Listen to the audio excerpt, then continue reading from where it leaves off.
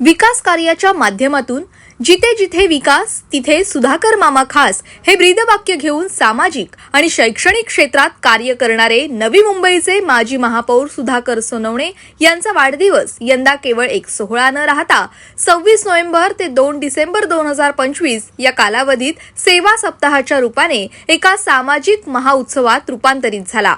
माजी नगरसेविका डॉक्टर गौतमी सोनवणे आणि युवा नेता राहुल सोनवणे यांच्या नेतृत्वाखालील युवा टीमने हा वाढदिवस अत्यंत उत्साहात आणि समाजोपयोगी पद्धतीने साजरा करत प्रभागाच्या कुटुंब प्रमुखाचा उत्सव म्हणून त्याची उंची वाढवली। सेवा सप्ताहाची सुरुवात 26 नोव्हेंबर रोजी संविधान दिनाचा औचित्य साधून झाली। या दिवशी पैगंबर शेख यांच्या महत्त्वपूर्ण व्याख्यानाने नागरिकांमध्ये संविधानाविषयी जनजागृती करण्यात आली। दुसऱ्याच दिवशी 27 नोव्हेंबर रोजी सुधाकर सोनवणे यांच्या शिक्षण आणि समाज परिवर्तन या चळवळीला पुढे नेण्यासाठी एक हृदयस्पर्शी उपक्रम राबवण्यात आला। कष्टकरी वसाहतीतील तब्बल 1600हून अधिक गरजू विद्यार्थ्यांना लेखन साहित्य, वह्या आणि खाऊचं वाटप करण्यात आलं। शिक्षणाच्या माध्यमातून पिढ्यांचं परिवर्तन करण्याचा त्यांचा ध्यास आजही युवा टीम कृतीत उतरवतीये। सेवा सप्ताहात क्रीडा आणि आरोग्य क्षेत्रालाही विशेष महत्त्व देण्यात आले। 28 आणि 29 नोव्हेंबर रोजी क्रिकेट आणि फुटबॉल मॅचेसचे आयोजन करून खेळाडूंना प्रोत्साहन देण्यात आलं। तर 30 नोव्हेंबर रोजी सेवा सप्ताहाच्या माध्यमातून भीमनगर इथं आयोजित आरोग्य शिबिरामुळे नागरिकांना मोफत वैद्यकीय सेवा मिळाली आहे। तसंच क्रीडाप्रेमींसाठी 1 डिसेंबर रोजी हार्डकोर जिम मार्फत स्ट्रॉंग मॅन कॉम्पिटिशनचं थरारक आयोजन करण्यात आलं होतं। सेवा सप्ताहाचा समारोप 2 डिसेंबर रोजी एका भव्य अभिष्टचिंतन सोहळ्याने झाला। संयमी आणि प्रेमळ नेतृत्व गुणांचं दर्शन घडवणारा हा सोहळा संध्याकाळी एका महोत्सवात बदलला। पुणेरी ढोलच्या तालात सुधाकर सोनवणे यांची दमदार एंट्री झाली आणि यावर्षी शुभेच्छा देणाऱ्यांची संख्या अनेक पटींनी अधिक होती, जो जनतेचा त्यांच्यावरील दृढ विश्वास दर्शवतो। या सोहळ्याचं सर्वात मोठं आकर्षण ठरलं ते विद्यार्थ्यांचे कलाविष्कार। विश्व बालक केंद्रातील विद्यार्थ्यांनी त्यांच्या शिक्षणातून परिवर्तन या चळवळीवर आधारित सुंदर नृत्य सादर केलं। 6वीतील विद्यार्थी कुमार आदर्श भालेराव याने मामांच्या व्यक्तिमत्वावर सादर केलेली स्वरचित कविता विशेष गाजली। जाती धर्म पक्षाच्या पलीकडे जाऊन विकास हा एकच ध्यास ठेवणाऱ्या सोनवणे यांच्या कार्यशैलीला जनतेने भरभरून पाठिंबा दिला। मी सुधाकर मी सुधारक हा विचार घेऊन जनतेने त्यांना अब की बार सुधाकर सोनवणे मामा का षटकार हा विश्वास दिला। लोकतंत्र में यही तो बात सबसे विशेष है। लोग जिनके साथ में है, लोक भावना जिनके साथ में है, लोक भावना का विचार करने वाला अगर लोक प्रतिनिधि है तो इस प्रकार का माहौल, इस प्रकार का चित्र हर कहीं दिखाई देता है। पावर क्या होती है? पावर यानी कि पावर हाउस तो ये है, ये जनता है, कष्टकरी पावर हाउस है। मैं पावर हाउस नहीं हूँ, मैं तो इसको प्रवाहित करने वाला एक प्रवाह हूँ। और इसलिए लोगों ने क्या कहा है वो उनकी भावना है, लेकिन मैं क्या हूँ तो उनकी ताकत पर मैं यहाँ जो विकास का सपना लेकर चल रहा हूँ। 25 साल में कहाँ से कहाँ तक पहुँच गया और उसको पहुँचाने में सबसे बड़ी अगर मुझे उपलब्धि मिली है तो ये पावर हाउस से मिली है।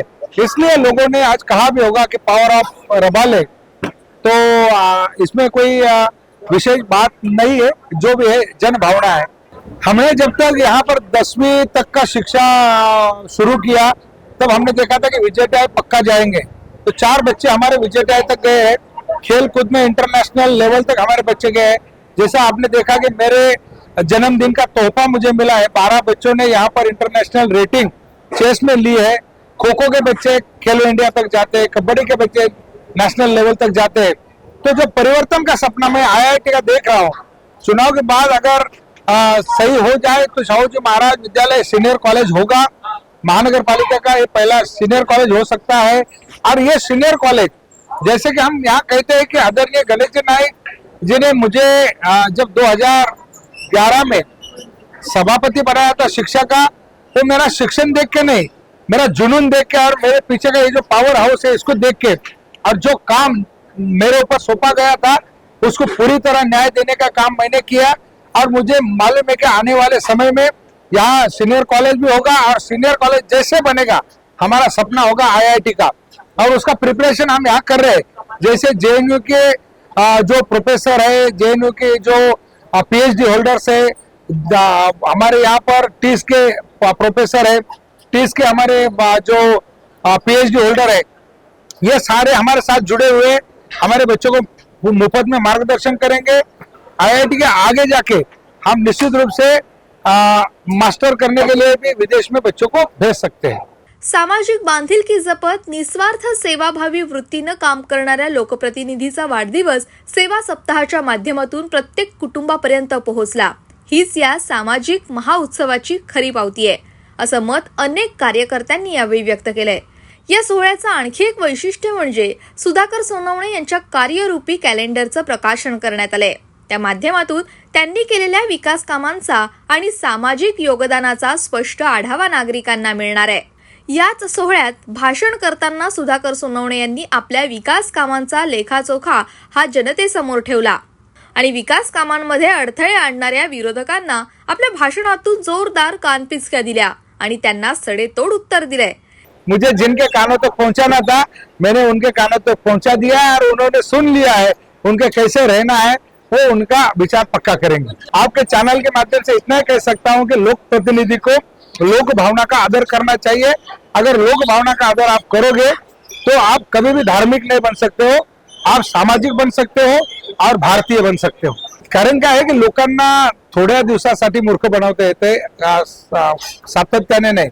आणि मी 2000 साली निवडून आलो त्यावेळेस लोकांना सांगितलं की लोकांना जर एखादी फांदी कापून कोणाच्या दारात लावली तर जसा सूर्योदय होईल, सूर्याची किरण त्याच्यावर येतील तर तिची सच्चाई लोकांच्या समोर येईल आणि ती कोमेजायला सुरुवात करेल।